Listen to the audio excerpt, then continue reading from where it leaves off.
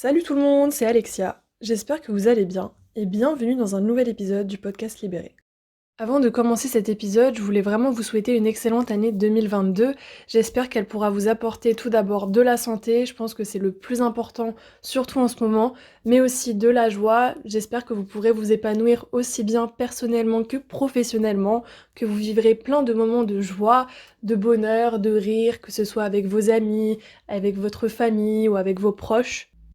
Donc comme vous avez pu le lire dans le titre, je vais aujourd'hui vous parler des 5 livres qui ont changé mon année 2021. Et en fin d'épisode, je vais vous dire quels livres je compte lire en 2022.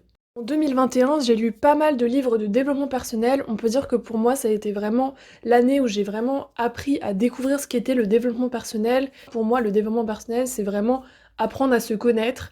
Je prends vraiment de chaque lecture les choses qui me parlent et j'essaye de les adapter à mon quotidien sans trop me forcer, en essayant de faire de mon mieux. Et je pense que ça a plutôt bien marché pour moi en 2021. Donc sans plus tarder, on va commencer avec le premier livre qui m'a marqué en 2021.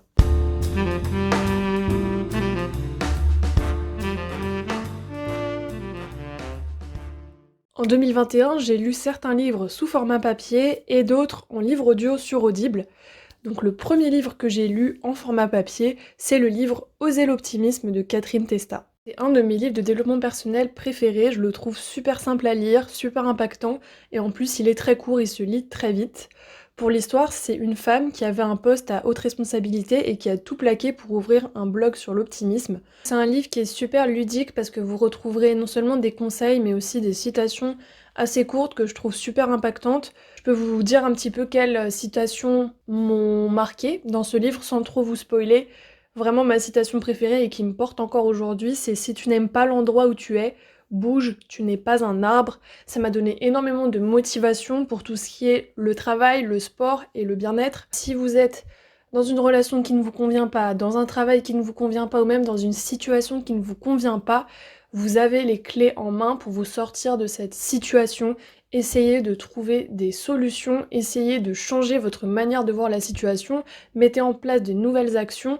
Ça peut s'adapter vraiment à toutes sortes de situations et moi ça m'a donné énormément de motivation. Une deuxième chose que Catherine Testa met en place, c'est le principe de la gratitude que je ne faisais pas du tout avant et que j'ai appris dans ce livre. C'est tout simplement le soir de se dire je suis reconnaissante de blablabla, par exemple, je suis reconnaissante d'avoir une famille qui m'aime, d'avoir un toit, etc. Je pense que ça fait vachement relativiser sur les problèmes qu'on a. Moi, j'avais surtout fait ça pendant des journées qui étaient très stressantes, où j'avais eu beaucoup d'énergie négative, etc. Bref, des journées de merde. Et ça permet aussi de relativiser sur d'autres plans de ma vie qui vont bien, parce que souvent on pense que tout va mal, mais il y a plein d'autres plans de votre vie qui vont bien. Donc essayez vraiment d'avoir une vue globale, de prendre du recul. Et en tout cas, ce livre m'a vachement aidé à faire ça, à mettre en place cette petite habitude de gratitude que je fais de temps en temps quand ça va vraiment pas bien. Donc voilà, et surtout ce livre, il permet d'écouter son intuition, de se connaître de plus en plus. Je pense que c'est un livre en fait qu'on peut lire à l'infini. Je pense que vraiment ce livre, il est adapté à tout le monde et je vous le recommande. Je mets la note de 9 sur 10.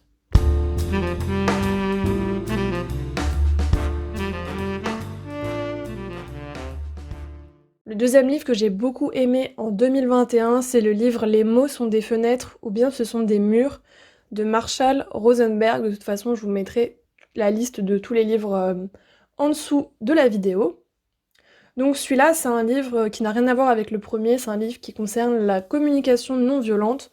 Donc c'est vraiment votre manière d'interagir avec les autres pour agir de manière apaisée, avoir des bonnes relations avec votre entourage, qu'il soit professionnel, personnel, etc.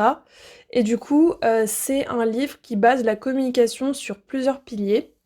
Donc premièrement l'observation, deuxièmement l'expression de ses émotions ou de ses sentiments, ensuite l'expression d'un besoin, et enfin l'expression d'une demande. Donc si je vous donne un exemple concret, imaginons vous avez rendez-vous avec quelqu'un pour dîner à 20h et il est 21h, donc la personne est super en retard et vous faites que l'attendre, vous êtes super vénère.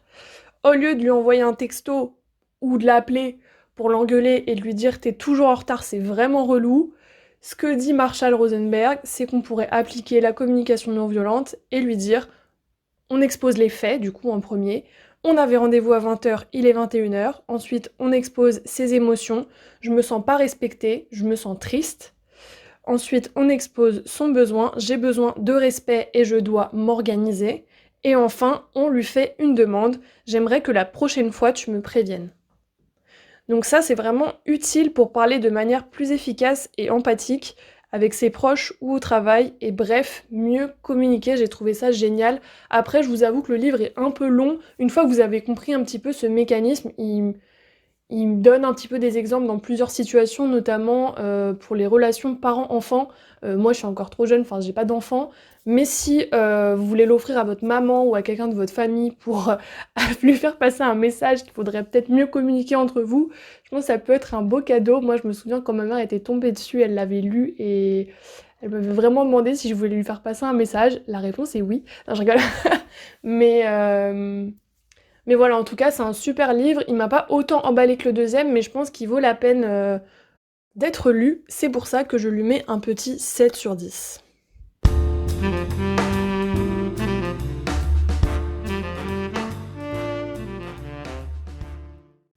Donc maintenant, on va passer aux livres audio qui m'ont marqué pendant 2021.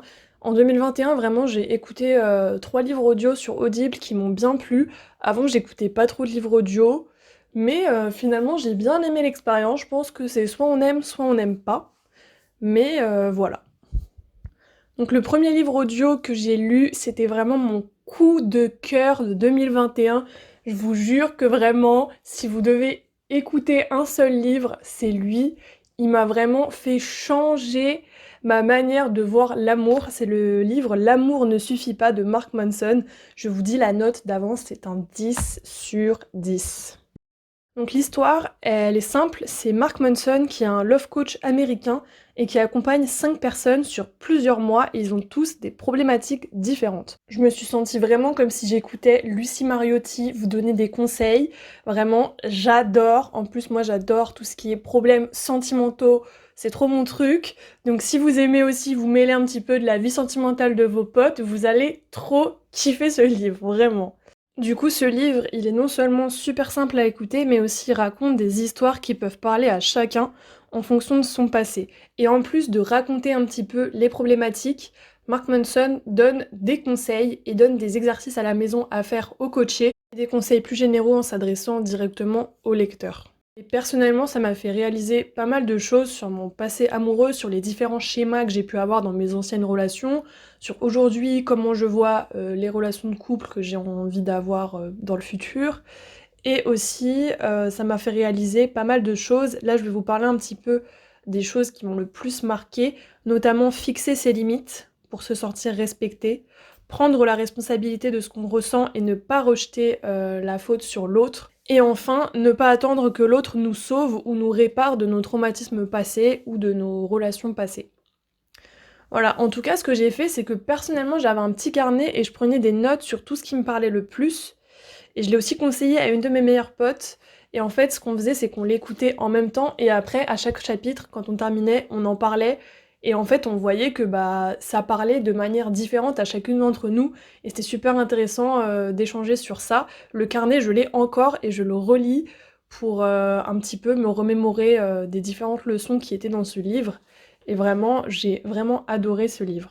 Bref, j'ai trouvé que c'était un livre que j'ai pas vu passer, vraiment il dure plusieurs heures, mais vous avez tellement envie de savoir ce qui va se passer pour les personnages, et finalement comment Marc va les aider, parce qu'en fait après ils reviennent, et après vous pouvez savoir est-ce que leur situation s'est améliorée grâce au conseil de Marc, est-ce que ça a évolué dans un bon sens, est-ce qu'ils ont pu se débarrasser d'une personne toxique dans leur vie, etc. Bref, je vous spoil pas trop, mais je vous incite vraiment à l'écouter, il est vraiment trop bien.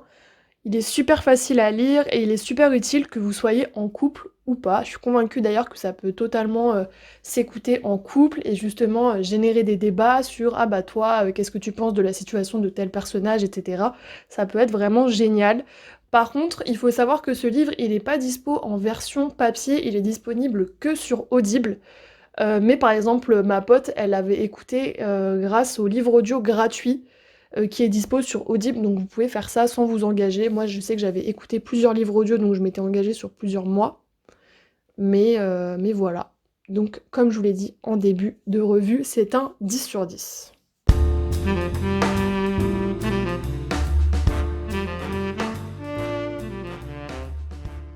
Un autre livre qui n'a rien à voir du coup avec l'amour, c'est un livre qui s'appelle Stop au contrôle de Lise Bourbeau, qui est aussi un livre audio que j'ai écouté sur Audible. Mais il existe aussi en livre classique à la FNAC, je crois.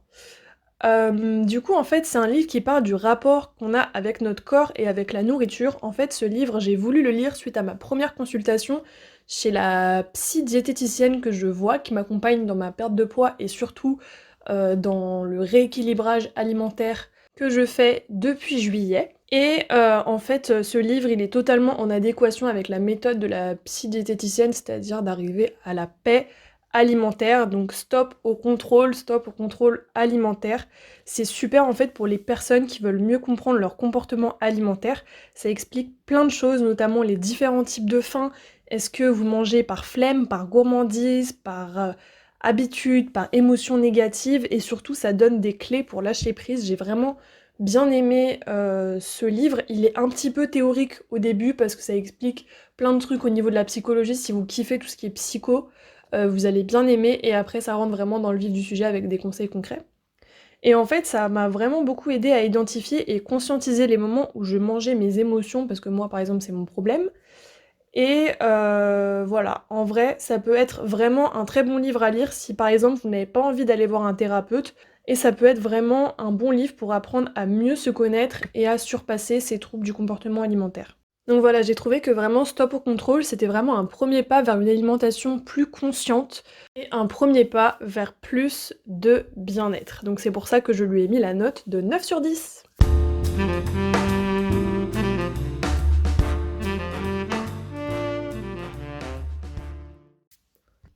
Enfin, le dernier livre que j'ai lu, enfin plutôt écouté, du coup toujours sur Audible, mais il existe également en version papier. C'est un livre que je pense vous connaissez pour la plupart. Ce sont les 4 accords Toltec de Don Miguel Ruiz. C'est un peu la base du développement personnel. Moi, j'ai un avis assez mitigé sur ce livre. Je l'ai trouvé assez théorique et assez long par chapitre, mais franchement, les accords étaient géniaux. Vraiment, les enseignements qu'on peut tirer de ce livre sont incroyables, donc je vous conseillerais pas forcément d'écouter ou de lire le livre en entier, mais plutôt de vous focaliser sur les parties avec les différents accords et vraiment de tirer les principaux enseignements de ce livre. Donc malgré qu'il soit un peu long et un peu théorique, je vais quand même mettre la note de 8 sur 10.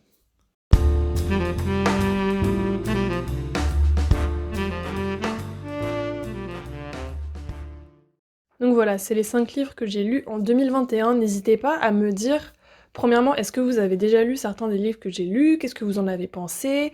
Vous, qu'est-ce que vous avez lu en 2021? Que ce soit des livres de développement personnel, mais aussi d'autres livres, des romans, etc. Enfin bref, dites-moi tout dans la barre de commentaires, je me ferai un plaisir d'échanger avec vous, ça m'intéresse toujours. Avant de finir ce podcast, je voulais un petit peu vous parler des livres que je veux lire en 2022, j'en ai déjà acheté 2. Et du coup, les 2 premiers livres que j'ai achetés pour l'instant, ce sont des livres de développement personnel, mais un petit peu moins formels. Le premier, c'est un livre de Mark Manson, donc celui qui a écrit L'amour ne suffit pas. C'est un livre papier cette fois-ci. Et c'est le livre qu'il a écrit avant, qui s'appelle L'art subtil de s'en foutre. Et en fait, finalement, c'est un livre qui est totalement anti-développement personnel. Il parle un petit peu du fait que tout le monde veut être heureux, qu'il y a beaucoup de livres de développement personnel qui visent à toujours nous dire il faut être plus heureux, il faut être comme ci, il faut être comme ça, mais finalement que ça nous montre à quel point aujourd'hui on n'est pas heureux, mais toujours de manière très humoristique. Franchement, j'adore la plume de Mark Manson, il me fait beaucoup trop rire parfois. Et voilà, c'est un livre que j'ai commencé, je l'ai pas encore terminé. Et le livre que je lirai juste après, parce que je l'ai déjà acheté, en fait, j'ai demandé pour Noël, c'est ma maman qui me l'a offert. Euh, c'est un livre de Natacha Calestrémé qui s'appelle Trouver ma place. C'est un livre de développement personnel, oui et non, mais c'est plus un livre qui permet de mieux se connaître, de trouver sa place en amour, au travail, avec sa famille, avec ses amis, etc. Et qui donne vraiment 22 protocoles pour accéder au bonheur. Donc voilà, je vais le lire, il a l'air assez concret. Je vous en redirai des nouvelles quand je l'aurai terminé. Et un autre livre que j'aimerais beaucoup lire, je le commanderai du coup juste après avoir fini les 2 premiers. C'est le livre de l'association L214 qui s'appelle La face cachée de nos assiettes. Donc pour celles et ceux qui ne connaîtraient pas L214, c'est une association qui vise à la protection du bien-être animal. Et du coup, un peu, ils montrent, je crois, par des caméras cachées, qu'est-ce qui se passe dans les abattoirs, dans les élevages, et cetera. Qu'est-ce qui se passe en fait, dans l'industrie agroalimentaire et ce livre, il parle carrément de ça.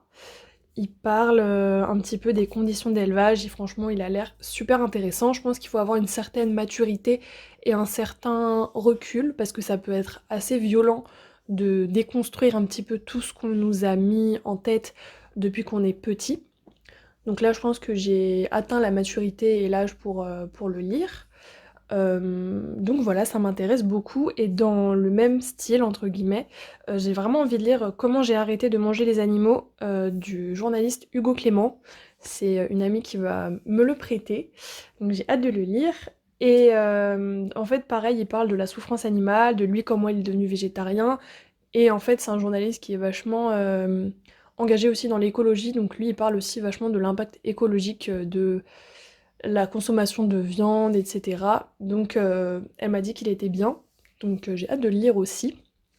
Et enfin, le dernier livre que j'aimerais lire en 2022, c'est le livre Femmes puissantes de Léa Salamé. En fait, Léa Salamé, du coup, c'est une journaliste, et dans ce livre, elle interviewe plusieurs personnes, donc des femmes connues, et elle parle avec elles de leur relation avec le pouvoir, de si elles se considèrent comme des femmes puissantes, des femmes de pouvoir, etc. Je trouve ça super intéressant en fait de voir un petit peu les avis de ces femmes. Donc pour vous donner des exemples, moi du coup je suis intéressée par le volume 2. Et dans le volume 2, il y a notamment Christine Lagarde, Anne Hidalgo, Marion Cotillard ou Lynn Renaud. Donc ça a l'air super intéressant. Et en tout cas, j'ai hâte de le lire. Donc voilà, plein de belles lectures qui sont prévues en 2022. N'hésitez pas, vous, à me dire aussi quel livre vous voulez lire, à échanger avec moi sur les livres dont je vous ai parlé, à me dire si vous avez déjà lu certains des livres que je veux lire, si vous me les conseillez ou pas. Voilà. On arrive à la fin de ce podcast. Merci beaucoup de l'avoir écouté.